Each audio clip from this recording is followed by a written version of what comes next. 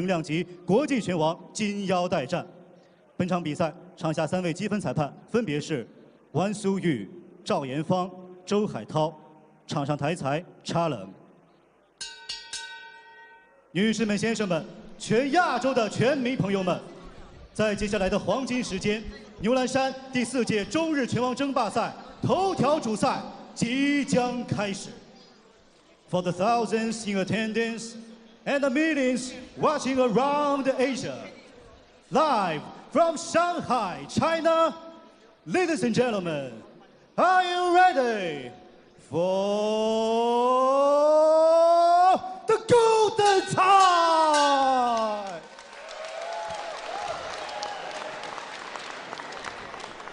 蓝角选手，年龄24岁，身高165公分，臂展167公分，职业战绩4战全胜，4次 KO，KO 率100%。他拥有50多场业余赛事的丰富经验，是日本职业拳坛超级新人。他就是来自日本角海老俱乐部的 Yuta Yamauchi。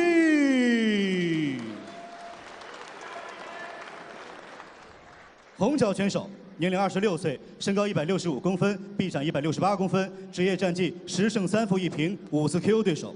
他的重拳威力惊人，近5场比赛有4次 KO。他就是现 WBC 银量级世界银腰带持有者，来自中国 M23战队的重炮手胡兰。本场比赛的胜利者将得到 WBA 银量级世界拳王挑战资格。有请场上执法裁判插冷。好，各位观众，大家好！今天是2019年3月30日，我们是在上海普陀体育馆为您直播牛栏山第4届中日拳王争霸赛的比赛。今天晚上一共会有7场较量，其中2场为金腰带争夺战的主赛。那么下面进行的这一场就是其中之一啊 ，WBA 的112磅国际拳王争夺赛。现在在画面左边的这是日本的选手山内亮太，右边呢就是我们中国的哈萨克族的选手乌兰托拉哈兹。今天呢，由我和韦宪乾啊 M23战队的拳击哥韦宪乾，前 WBA 和 WBC 的亚洲拳王，和您一起来领略这场比赛的魅力。大家好，我是韦宪乾啊，今天很开心能和周超老师一起解说这场中日拳王争霸赛。比赛已经开始了。对，这一场呢也是今晚的头条主赛，由乌兰对阵日本的山内亮太。这一场比赛呢，其实也是一个大学生的较量啊，2个人都是大学生啊。乌兰呢是新疆师范大学毕业的，学教育学的。那么这个日本的选手呢，山内亮太呢，他是东京农业大学毕业，学国际生物买卖的，他也毕业了啊。所以说，在职业拳手里面，2个都是大学生，还是比较少见的。对，可能大家以为他们是大学毕业以后才练拳击，其实不是这样的，他们从初中开始就开始正规的接受这项训练。山内亮太是从小学2年级。是的。乌兰好像以前拿过全疆的3次冠军。对，他是从初中开始。哦，漂亮！哦，漂亮一个前手摆拳，刚上来2名拳手在试探，比较谨慎啊，对，比较谨慎。对，乌兰突然发力，让对手措手不及。好，现在还在试探。我们慢慢为大家介绍2名拳手的一些情况。那么在这个比赛开始之前呢，日本方面其实也对这个山内亮太的这场比赛非常关注，因为这个选手是日本现在的日本拳击理事会 JBC 的112磅的第11名已经进了日本的这个排名。因为我们知道日本是职业拳击的先进国家我们中国现在还在发展途中，所以说日本的排名呢含金量是很高的。漂亮一个后手直拳肚子。好。是的，其实大家可能很多人会质疑，这个山内亮太只有4场比赛就能这样挑战。其实我们数据是一方面，但是我们客观呢，我们看他的裤子上的赞助就体现出了他在日本的价值。对，哇，他拳非常重。对。对，我们看到在日本越有名的拳手，他们的赞助商会越多。对。而这个山内呢，全部整个裤子都满了。对，都满掉了。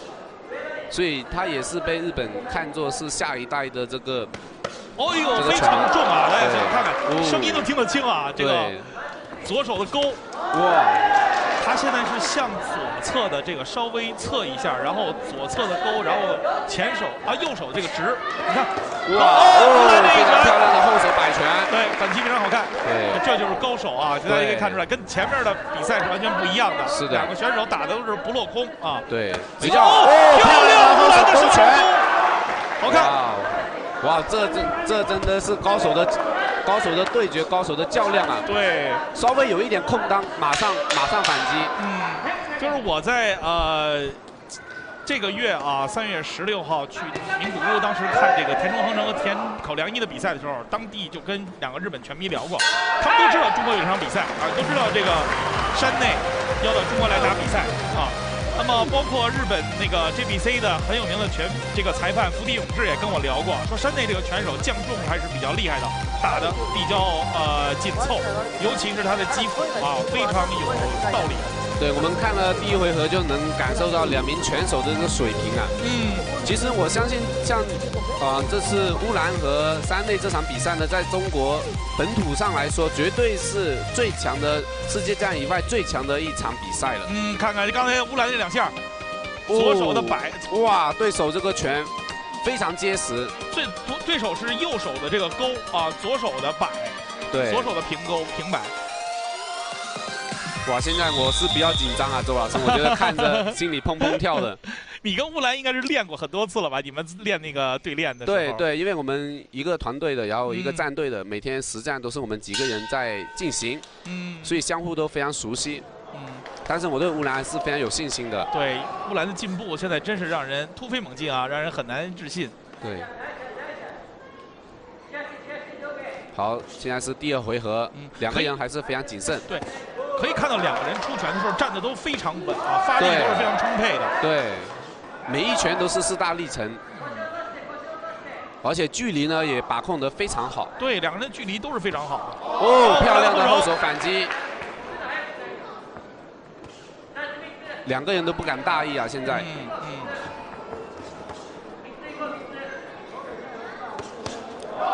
漂亮勾拳，但是对手防住了。那么乌兰呢？他在去年啊，曾经在国内呢赢了这个 OPBF 的冠军拉奎内尔，那是一场3星赛，非常水平非常漂亮，前手点。对啊，那个拉奎内尔其实已经是世界水平的选手了。对，世界前15。对。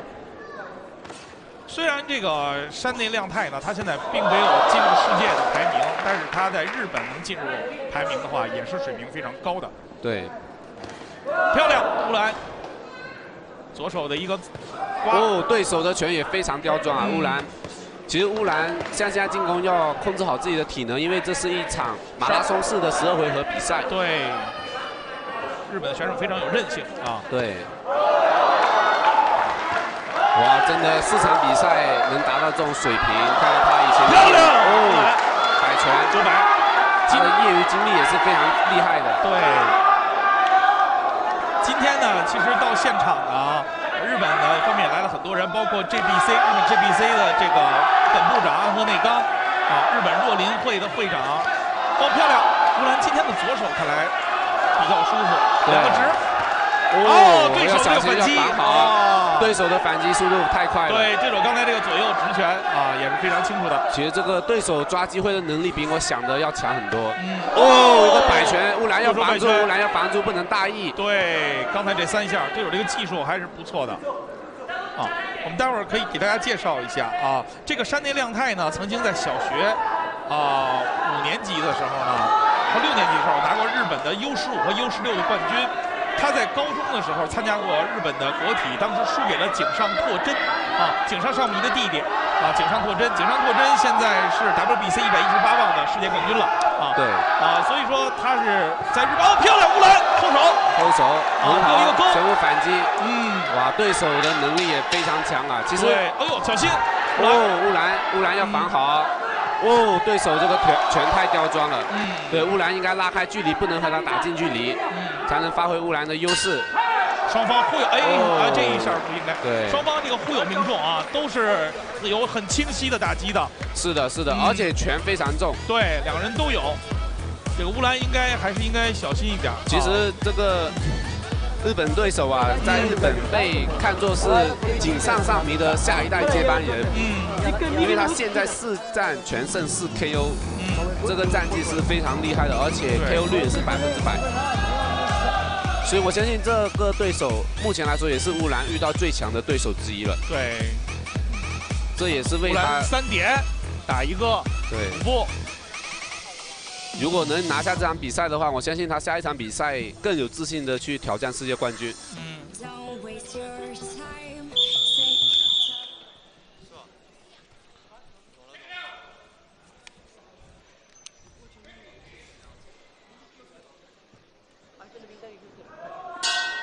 看看双方第3回合的较量。那么黑色拳套呢，这是中国选手乌兰托里哈兹；白色拳套的是日本选手山内亮太。非常谨慎，两个人还在试探，还在谨慎。哦，漂亮！一个后手摆拳，对手晕了，对手晕了。哦，漂亮，漂亮，漂亮！击倒了！哇，很能抓机会。对，这个就是乌兰的能力。真冷的一个。这个就是乌兰的能力，对，完全全场没有想到，突然乌兰一个机会就把对手击倒，看看乌兰能不能把对手 KO。哇，这个上勾拳太漂亮，后摆又一个顶，漂亮。但是乌兰不能着急，应该抓好机会。对手已经开始抱乌兰了，说明对手有点怂了，有点怂了。对，有点对手想把这个，但是还有2分钟的，还有2分钟的，你是熬不过去的。乌兰靠上去打，冷静点打，乌兰对乌兰的重拳也要回防也要好一点。勾一个上勾一个，裁判给双方分开。对手很有经验，你看对手抱着乌兰啊，要歇一下，这个山内亮太啊，前面4场比赛是4 KO 啊，4战4 KO。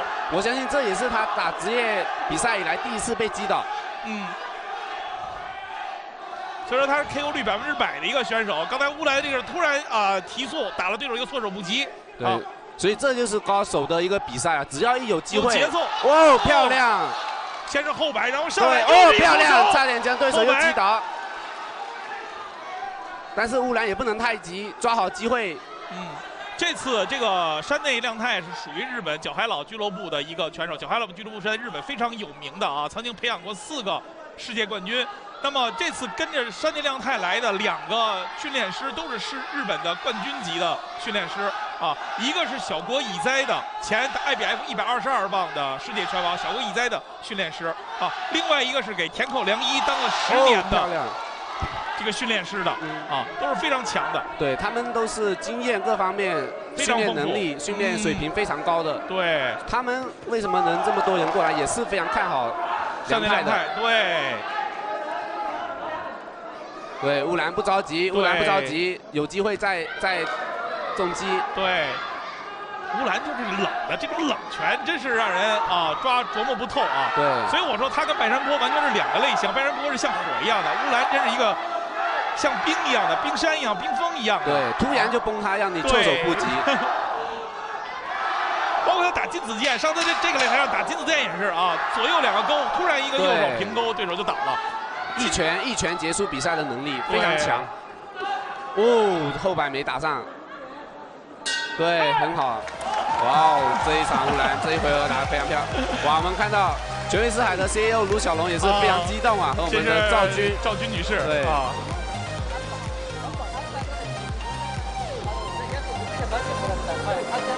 这个就可以看到，这是小国乙哉的那个训练师啊。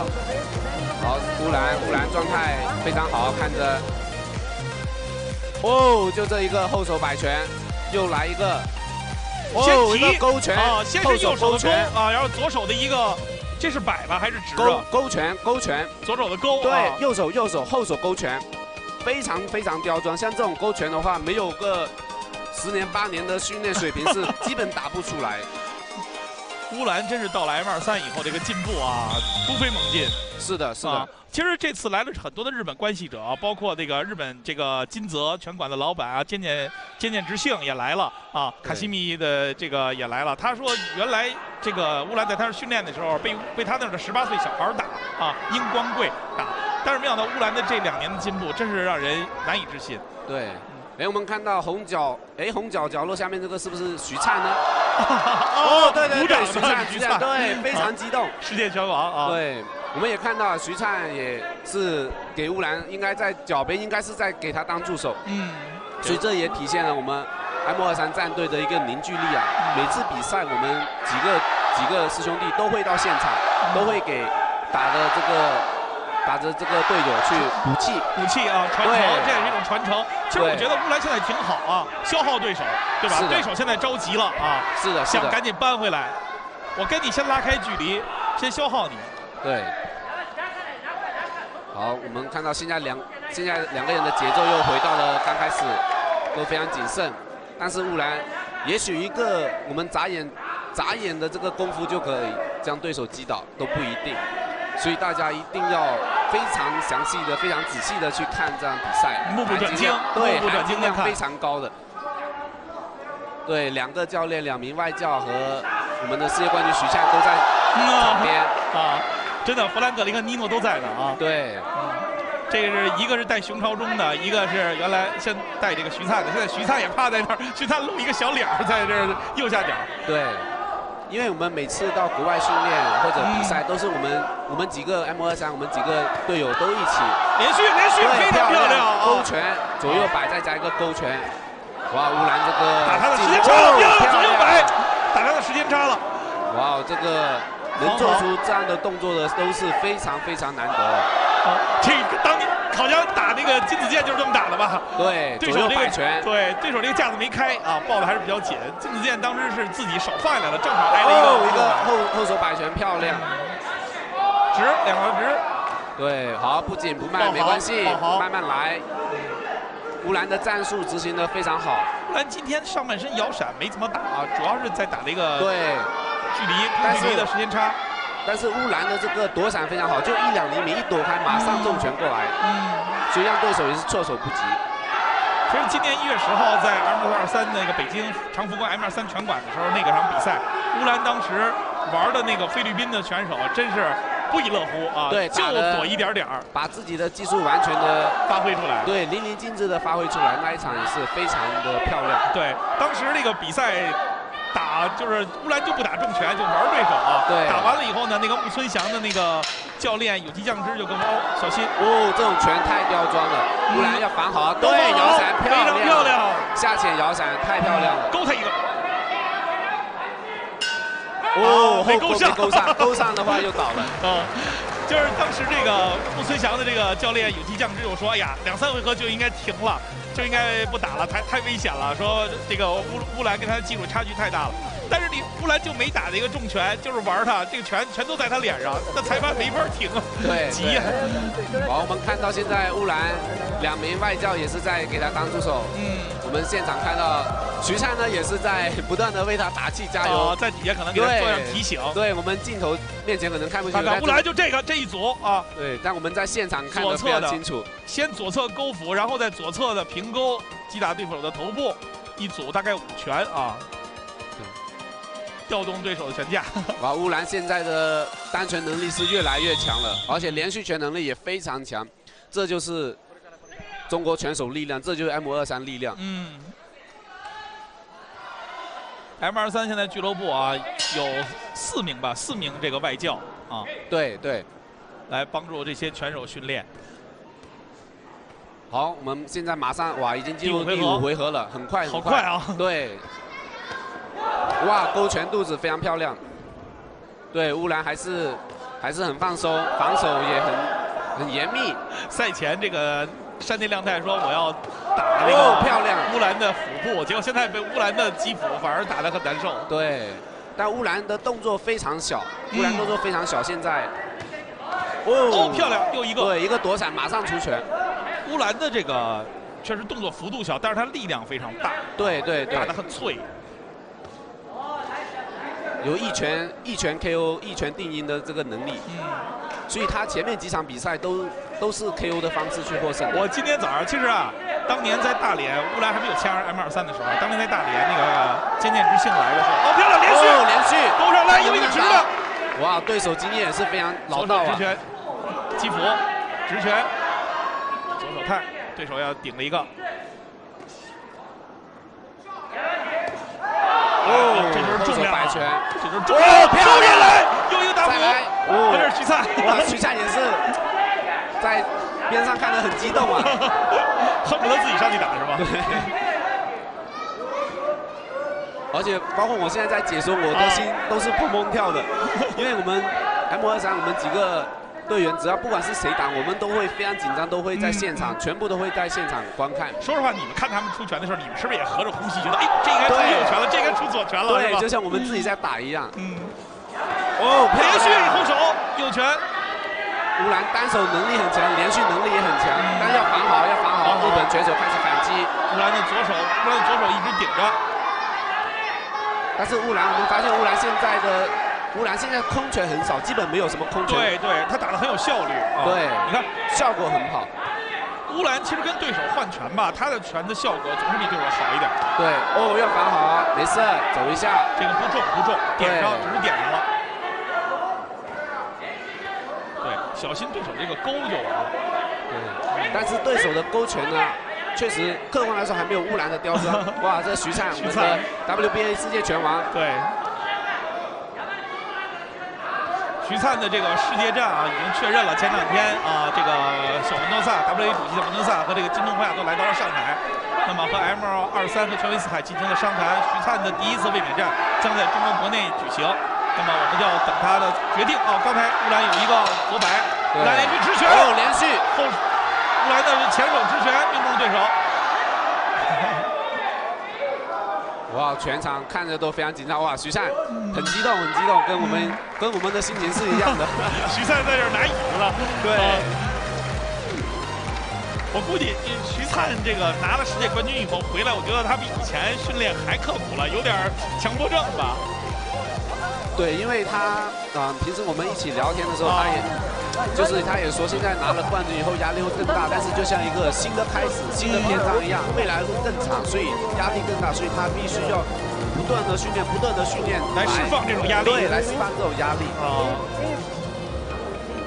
但是虽然徐灿拿了这个冠军啊，我们也看到徐灿拿了冠军以后这一场，然后2个月以后，在我们上海第4届中日拳王争霸赛，这一场比赛呢也是引起了非常大的轰动，吸引的观众啊，也比以前要多得多啊。今天现场几乎坐满了，我觉得98%至少坐满了吧？对，98%是坐满了，9%了啊！而且据说这个票是真正的卖的啊。对，因为也是受徐灿的影响，所以大家对职业拳击更加关注度，哎，也提高了不少。对，我们看看双方第6回合的比赛，真是高水准比赛，真是时间过得非常快啊。对，哇，上来一个后手摆拳。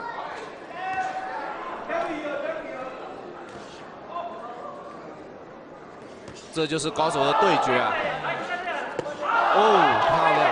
其实我们发现他们2个打比木村翔的动作更细，但是拳的话，拳的力量不亚于他，真不小。对，徐灿现在的这个乌兰的这个拳的力量真不也小。对，又一个。所以我真是挺想看看，哪天说不定乌兰能跟木村翔打一次的。对，但是我觉得应该不太可能，因为现在是就像兄弟一样，就像我们是队友，是一家，所以肯定各自争夺其中一个组织的金腰带也不一定，哪天说不定2个组织打统一战呢，是吧？啊，这个是全威四海的，刚才中间那位女士是赵军女士啊，全威四海公司的体奥动力的 CEO， 全威四海的董事长。对，好漂亮，刚才上勾，右手的勾。对手的拳也很刁钻。哇，直摆重。对，乌兰要防好，不能大意。哎，都让去了，都让开了。对。哎，对手打了裆了吧？哎，什么情况？打了乌兰的肚子了吗？这应该是乌兰被击倒了。刚刚那一秒没注意。没注意。是打了肚子了，这个乌兰也被击倒了。应该是肚子。乌兰也被击倒了，乌兰小心。对手连续就是对手非常强，对，哎，我们刚才乌兰不能着急，对，乌兰应该多移动，对，抱一抱，哎，对，刚才这个让我们真是没想到啊，等一下只能看慢镜头，对，好像对手的是一个左勾打着了乌兰的肚子，可能吸气儿的时候差了一下，对，但是影响不大，相信乌兰，我相信乌兰，乌兰应该动起来，不能一直抱着。但是乌兰，我们看到乌兰也很淡定，没关系，没关系。哎，这个让我有点吃惊啊！其实前面乌兰感觉5个回合一直是站漂亮的，对，突然一下被对手击倒了，数了8。但这个问题不大，这个问题不大，因为这种赌1次8秒很正常，很正常，在职业赛场里面非常正常。就像当年那个卡斯蒂洛被对手击倒了4次，最后10秒钟将对手 TKO，所以这也是评为了当年最佳年度的一场比赛。好，马上结束，最后10秒。乌兰要歇一歇，乌兰要歇一歇。移动。这一回合肯定是要没了，但是肯定要歇一歇。刚才待会儿用那1分钟来缓一下。但是我们似乎，好，这个是我们 WBA 中国区的秘书长黄晨，戴眼镜的这位先生啊。看看第7回合，刚才第6回合我们要看一看，刚才这是对怎么就被击倒了？很快一拳，我们这样看着都没有注意到，所以跟观众朋友们一定要目不转睛的盯着这个比赛，因为随时一拳都有可能将对手击倒。看看啊，左右是什么拳呢？这个是刚才互相的击中，是这个角吗？哦，应该是这一下，右手腹部，应该是这一下啊，侧面的腹部左手软肋。左手应该对，左手的腹部软肋，左手的一勾，对，就这一下啊，左手的一个勾，对。就刚才他可能吸气了，正好吸气把这个打岔了一下，对。但是乌兰下面的话要防守的更严密了，因为对手觉得会抓住你的。抓住你的软处以后，会不断的进攻。现在前面6个回合，我觉得乌兰基本上赢4到5个，问题不大。双方各击倒1次，还是问题不大，但是得缓回来。对，其他那回合都赢了。对，这第7后面一定要先缓回来，别让对手把自己的逼得太死了。对，漂亮。其实从技术上，乌兰还是不错的。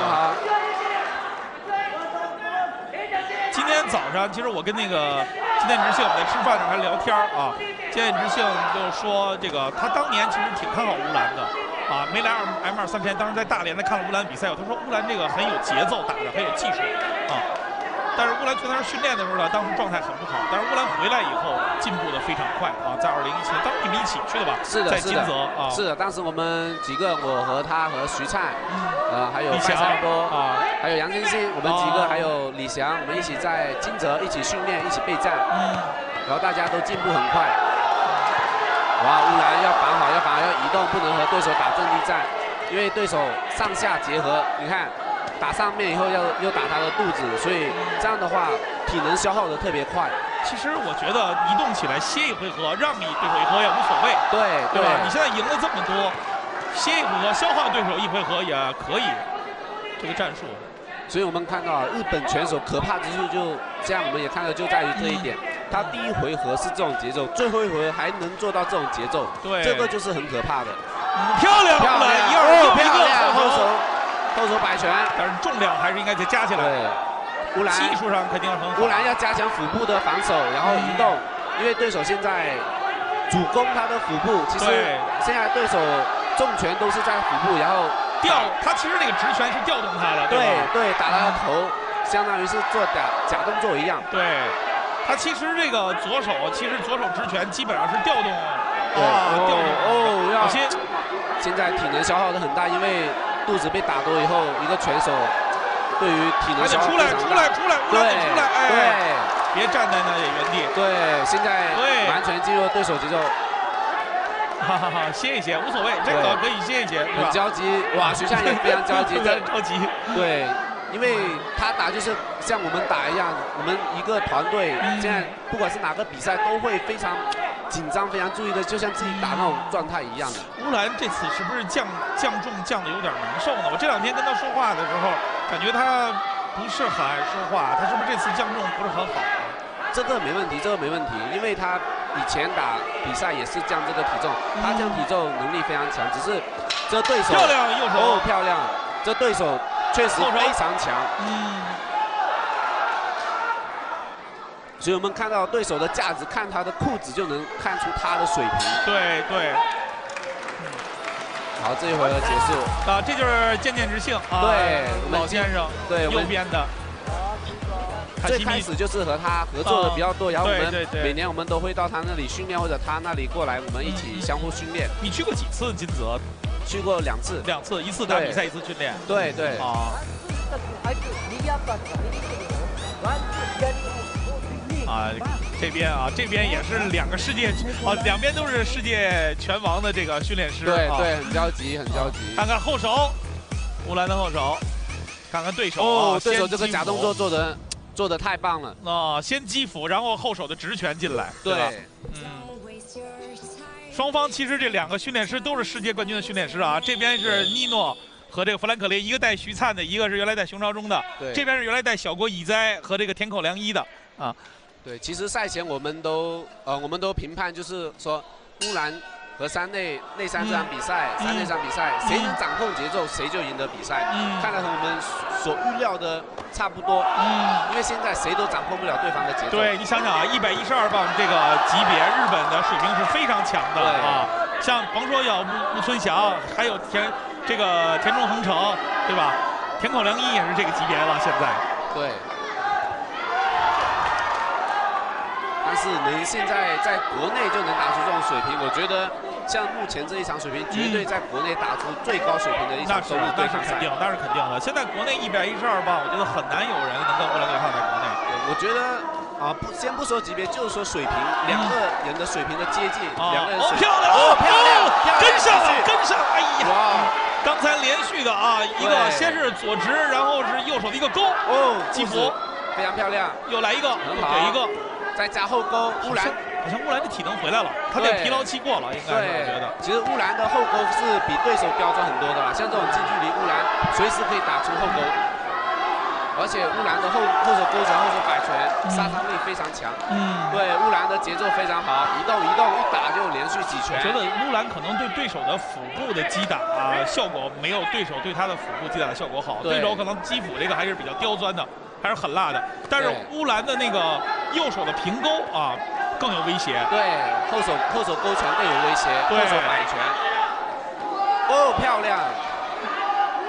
但是对手的报价也非常的紧，非常紧，对，基本打不开。如果没有空当，基本打不开。日本选手的报价都是非常严谨的是的。对，稍微出来一拳。哇，这个不要给对手瞄准的距离，还是应该出来，乌兰应该出来啊！其实今天买票的观众太值了，能现场观看这么高一场水平，这么高一场中日拳王对抗赛的这个水平。徐灿在这鼓掌。对。漂亮，反击，很好。对手好像有点虚啊，对手也在虚。没有推这个对推。肩推，裁判示意不能用肩去推。这个裁判是 WBA 亚洲区非常有名的裁判主要的裁判之一。对，泰国人。对，乌兰要找机会，但是要防好腹部要防好，给对手腹部压。乌兰还是应该防住自己的，我觉得是右肋右肋对手打的应该是比较狠的。对，因为右肋所有的拳手右肋都没有左肋抗打。因为杆在那边，所以他很多。漂亮勾拳差一点。哇，这个太精彩了！乌兰再来一组，这回合就是你的。又一个勾斧。哇，最后这几秒，太危险了。这回合其实差不多对，但这一回合我觉得乌兰拿下没问题了。太精彩了，不知不觉马上进入第9回合了，是吧，周老师？我们往往看非常精彩的比赛，时间过得非常快，其实跟看足球一样，对吧？你看英超肯定是不一样的。对，看看双方的乌兰，哎呀，乌兰其实这上勾今天太多了，可惜都是非常狠的拳。对，但是准确度不够，防守非常好，但是这一下被挨着了。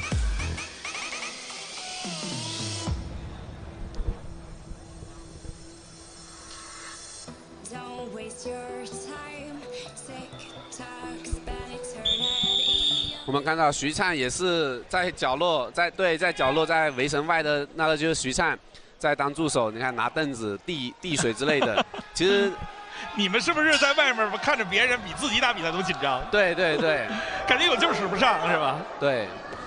双方第9回合的比赛黑色拳套的呢，这个就是中国选手乌兰托莱哈兹，漂亮，勾一个直，对手反来。哇，对手体能非常的充沛啊。我们看到对手没有一丝的这个疲劳。山内亮太啊，24岁，东京农业大学毕业的，乌兰托莱哈兹26岁，来自中国的新疆哈萨克族啊，他是这个新疆师范大学毕业的。对，这个山内呢，小学2年级就开始训练是吧？是。哇，这个也是从小就开始培养了。对，我相信以后未来，我相信国内也会能达到，学校都会有拳击队。哦，漂亮，左右摆拳，先直后摆。哦，哎，现在找他的时间差了，防好了找他的时间差了。对，乌兰要注意腹部。对手不断的在做假动作，对，特别要小心他这个右手上勾的这个勾腹、勾肋。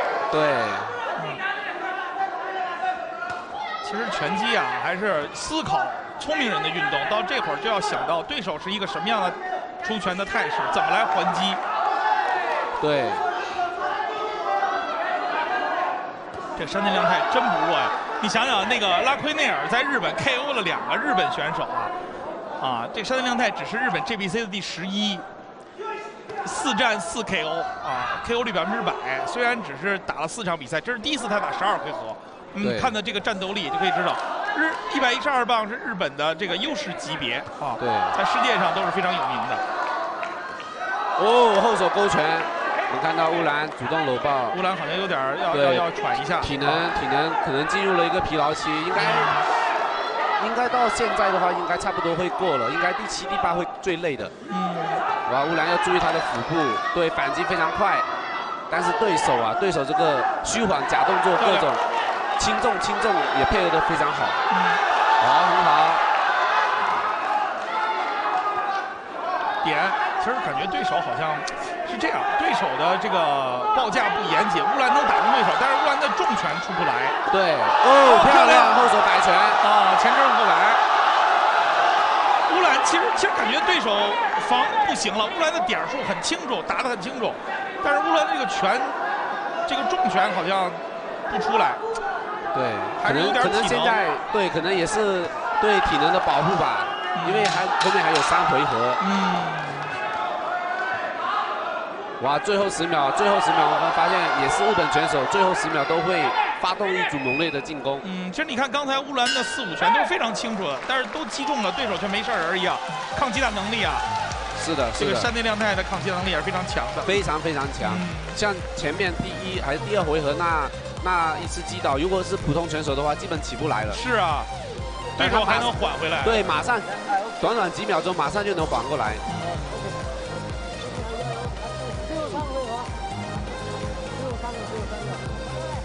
看看啊，刚才那个跟上，漂亮，后手的摆，然后左右摆拳啊。对手先是我估计是勾腹吧，这个手。哦，漂亮！1、2、3，然后变化一下打对手的肚子。这个其实是最重的，对吧？前手后摆啊，前直后摆，前直控制好距离，后手摆拳发力。这回合赢得非常清楚，应该是9-2，应该是赢得非常清楚的。浪的10。哇，马上第10回合已经开始了。要顶住！哦，漂亮！一上来一个前手摆拳，非常清晰。哦，一个小躲闪的后勾。哇，乌兰的躲闪非常小，动作非常小，但是他反击速度非常快。今天说实话，日本这个选手的水平还是很高的啊。乌兰真的在1月10号的时候，当时玩这个菲律宾那个选手的时候，就一点摇闪。对，打那个菲律宾选手也是非常强的，但是他那一场，当然那一个菲律宾选手和这个日本人肯定水平有一定差距。距离这个日本人还是找得非常准的。对，山内亮太找得非常准。哦，漂亮！后手摆拳。哦，漂亮！1、2，然后后手的直。哦，漂亮！这个勾非常清楚。但是对手的抗击打太出色了，一点感觉没事儿了。这个多清楚的这后手上勾啊！对。但乌兰一定要保持好体能。对对对，以12回合的体能去打完这场比赛，不能去憋重拳。对，乌兰的技术其实非常清楚的。对，而且点也清楚，打的点非常清楚。我觉得赛后我要去问问乌兰，我觉得他这次可能降重有点问题。我觉得他的拳今天的重量，难道真是日本人这么抗打吗？今天的拳的重量感觉没有以前的脆啊，这么多拳在对手的脸上，下勾啊，后摆啊。确实，因为这个日本人水平比较高，他距离控制得好，所以他的拳不能结结实实的打上去。虽然打到看得很清楚，但是力量没有那么足了。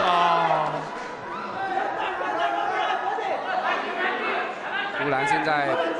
乌兰体能没有对方好，但是要移动，对，移动控制好，找机会，对，漂亮。其实乌兰的技术，我觉得相对而比对手还是好的。你看抓得多准啊！对，摆直，技术比对手细腻。对。哦，哇，非常重的后勾没勾上。对，现在的战术就非常好，这样移动，一打的时候几拳打上去，漂亮。再勾一个。对，再勾，然后再出去。不要和对手缠在那里，漂亮后勾，技术上是绝对碾压对手的。对，清出的点数，我觉得从我感觉清出点数至少在对手1倍半到2倍。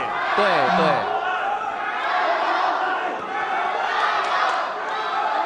清晰的命中还是乌兰要多得多。对。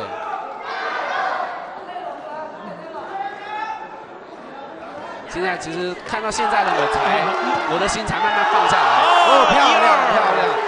我可不放不下来，还有2回合的，万一这个，也不好说，这个对手拳又重，对啊，抓机会能力也很强。清晰的点数，我们现在肯定是赢着呢，对吧？但是只是说，小心。哇，我们看到虽然对手只打过4场比赛4场 KO， 但是他的体能跑到这种程度，12回合的比赛第一次打都能达到了第11回合，还能达到这种不断的进攻。很难得啊！所以说我们经常说日本的职业拳击的底蕴还是很深厚的。人家1952年就出了第1个世界拳王，对吧？我们中国是中华人民共和国建立是1949年，人家3年以后就已经拿到第1个世界拳王，确实比我们孙超忠拿世界拳王是2012年，对吧？对，2012年，比他们少了60年。看看乌兰刚才的拳啊，上勾，这拳非常重，但是对手的抗击打非常出色。对。乌兰的清晰拳真是非常多，这个比赛能剪出非常好的这个连续的这个动作来。是的啊，慢动作。其实这一场比赛跟我们赛前预判的一模一样，谁都控制不了对方的节奏。但没想，我们以为可能会出现 KO 啊，但是双方的抗击打能力都是非常强的。对，一上来一个组合拳非常漂亮。让我想起来当年这个看112磅埃斯特拉达对那个维多利亚的那个比赛啊，第11回合，当时埃斯特拉达就跟疯了一样的，像个机器人一样的啊那个动作。对，因为其实大家真正懂职业拳击以后，才知道小级别的观赏性有时候甚至比重量级还要高，因为它的技术更为细腻，对，出拳更多啊。对。而且他的战术执行能力，12回合的战术的变化非常清楚。对，其实就像一个战场一样，一个斗智斗勇。对，你能看到双方的心理变化，就跟下棋一样的。对，徐灿在场边非常焦急。张方勇现在也出来了。对。感觉可能是不是对方进了一个疲劳期了？对，应该对方也开始进入疲劳期了。对方这疲劳期来得够晚了。哇，要注意对手的腹部。漂亮，左手的。好，其实两个都比较疲劳了，现在，所以一口抱的。哇，赵军和卢小龙都非常焦急在看着。也非常紧张，非常紧张。对，赵军女士现在是也在 M23也练拳了，对，所以说她现在也懂。她工作之余就过来训练拳击了。跟上，漂亮，太漂亮了，太快，对，右手的一两个勾，这个就是高手的对决啊，赏心悦目的一个比赛。对手我觉得有点木啊，对手可能进入一个疲劳期了。哎呦，终于对手可能有点进去了，我觉得。但是不能大意啊，不能大意。对，好像对手有点木了。你看对手，你看两个人都主动搂抱了，所以这所以一场比赛大家应该知道，看过其他比赛3回合的比赛，打完都很累，别说12回合。右手，看看乌兰。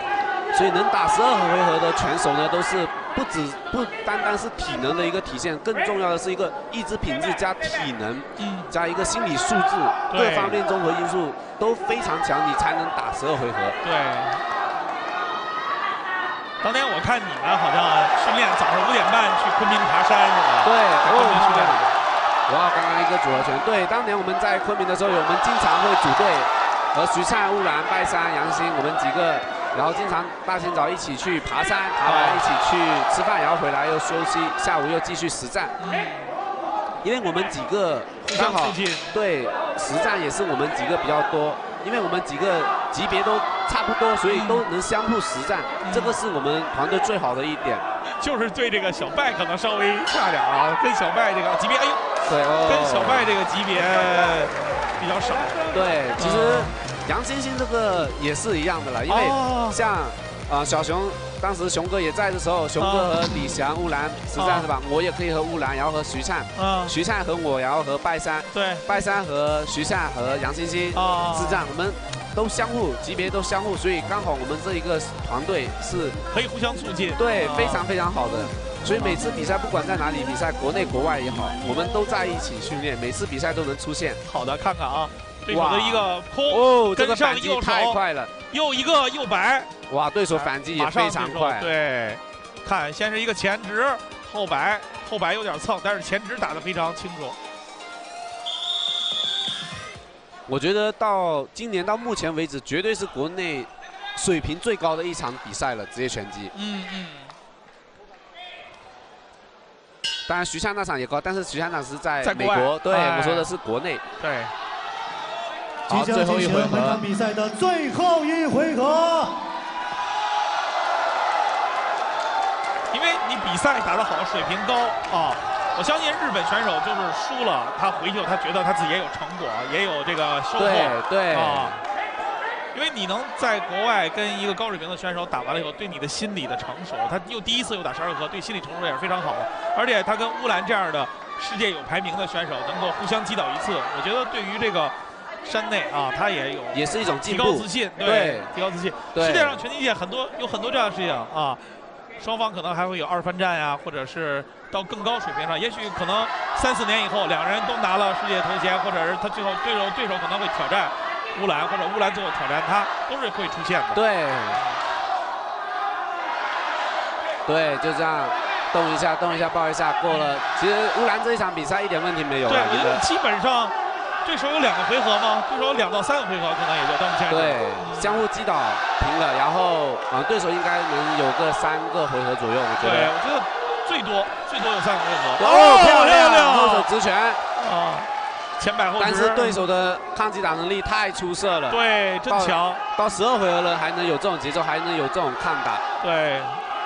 所以什么是真正的职业拳手？这就是真正的职业拳手。这就是真正的日本。正常的一个职业拳手，对，韧性。哇，乌兰小心对手一个重拳。我觉得漂亮勾拳。我觉得歇一歇，最后打个30秒也挺好。对，因为爆好，还有1分钟，最后的结果都不一定。肯定是到目前为止，只要是不出事儿，肯定赢是肯定赢了。只要打完，绝对没问题。对，就是先把这个节奏搞好，抱住，甚至最后打20秒。对，但是周老师啊，像职业拳击到最后1分钟的话，就像10分钟，比10分钟还要漫长，就像1年，每过1秒都很漫长，因为这种我深有体会。漂亮！双方其实都累了，你看刚才看见乌兰去抱他，这对手这也站不住了。对，但是拳还是非常的有分量，2个人的拳，拼尽余力出拳，真是拼尽余力在出拳。乌兰要移动，对，不能让对手要么搂抱，要么移动，不要给对手打的距离，抱住，最后20秒，哇，应该意外不大了，感觉对手也没有重拳了啊，对，最后10秒，乌兰移动，很好，哇，没问题，哇，太精彩，太漂亮了，这比赛最后打又捏住了，又前手，哦，差不多了，好，应该差不多了。比赛结束了，比赛结束了。哇，非常好，非常好，非常好，太精彩了！这场比赛我们看到全场观众站起来了，都站起来了，全场观众站起来了。可能很多拳迷从来没有现场看过这么高水平的一场比赛。对，因为我们这次的比赛真的是卖票的，所以说真是大家愿意来看这场比赛的真的拳迷。哇，我们看到徐善现在也非常开心，镜头里面的徐善，对我们 WBA 现役的126磅世界冠军，世界拳王啊，日本这边也是在笑啊，日本的这几个。这个训练师，我相信他们也是应该满意的。这场比赛的锻炼非常强，我相信他们肯定也心服口服这一场比赛。对。哇，卢小龙，我们全威四海的 CEO 卢小龙也是冲上台去和乌兰拥抱，也是非常激动、非常开心。因为卢总其实他开始投资这个全威四海，现在已经是将近3年了啊，将近3年了。他已经3年了。啊，6月26、6月24号签的吧，我记得是。对。看看这个后手值非常漂亮，对手的拳。哇，我们看到12回合打满还精神状态还如此的好。确实他们的体能，哇，真的太棒了，太棒了。真的是一场高水平的对决。这个比赛今天晚上我回去了，我还要在网上再看一遍。我相信今天这个坐在电脑前或者用手机观看比赛的这些观众们没有浪费时间。两名拳手也非常友好的拥抱。对，这个就是职业拳击的魅力。其实场上是对手，场下来就是好朋友。其实这个就不分国籍、不分地区，我觉得这是职业拳击的一个魅力。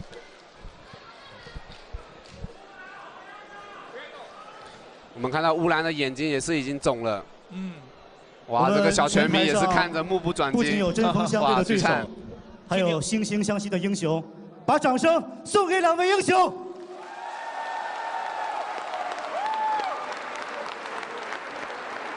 下面宣布比赛结果。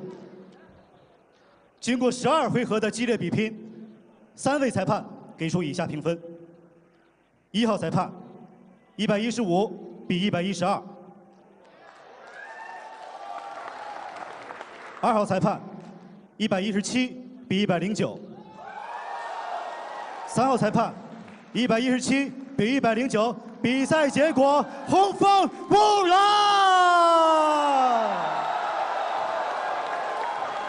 有请颁奖嘉宾牛栏山酒厂张伟女士、凯仕体育文化发展上海有限公司总裁刘刚。